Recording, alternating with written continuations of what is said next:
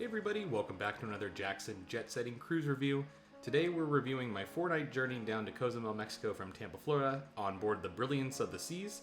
It's a Radiance class vessel built in 2002. It's definitely the smallest of all the Royal Caribbean ships that I've sailed in the last year.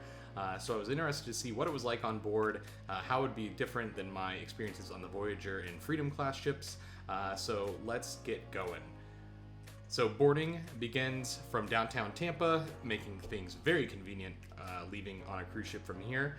I walked from my hotel, the JW Marriott, so that was super easy. I definitely recommend that hotel for any of those of you that are looking for a pre-cruise hotel.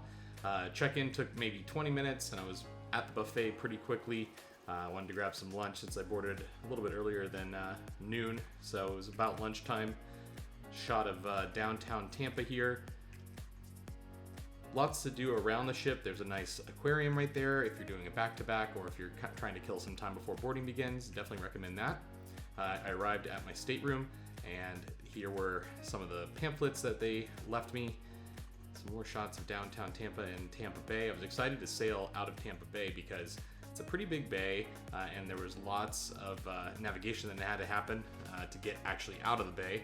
So it took over 2 hours from the time that we left port to crossing under the bridge when we were finally out in the Gulf of Mexico.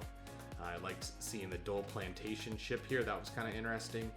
Lots and lots of pineapples, I'm sure, on board. There were some military helicopters doing some maneuvers around us. That was fun.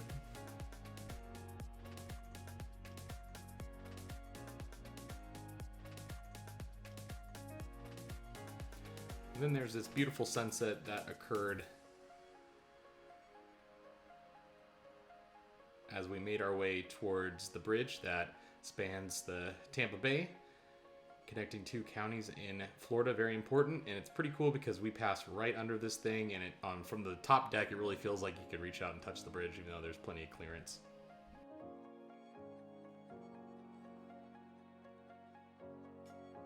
So I didn't have the beverage package this cruise.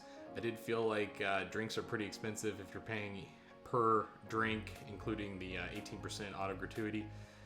So a beer is about $10 after the auto gratuity. So I didn't drink too much this voyage. Did have my first meal in the main dining room. Nice little bread course there. They have a strip steak, which is available every evening. I think this is one of the better items to get each night. And then the next morning I played a little bit of trivia. Played in the slot tournament.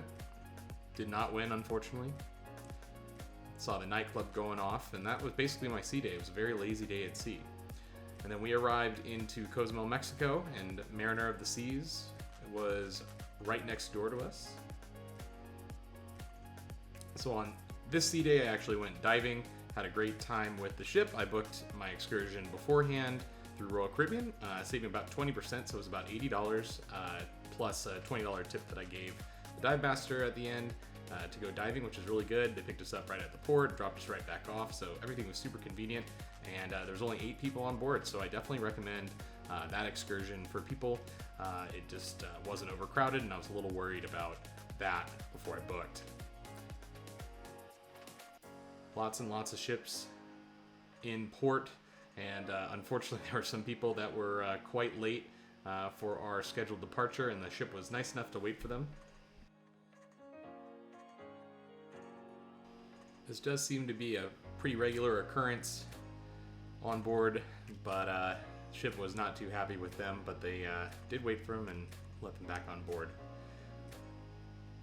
So then we were off sailing again back towards Tampa.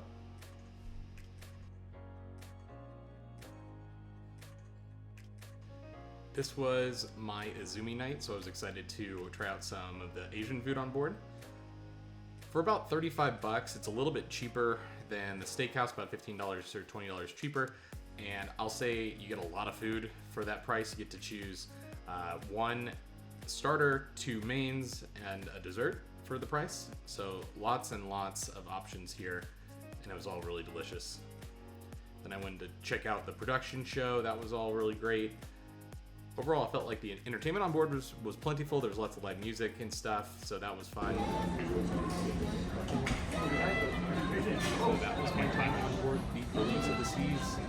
think I'll stick to some of the larger ships for the review, but it was a great time on board regardless, and can't wait for my next cruise.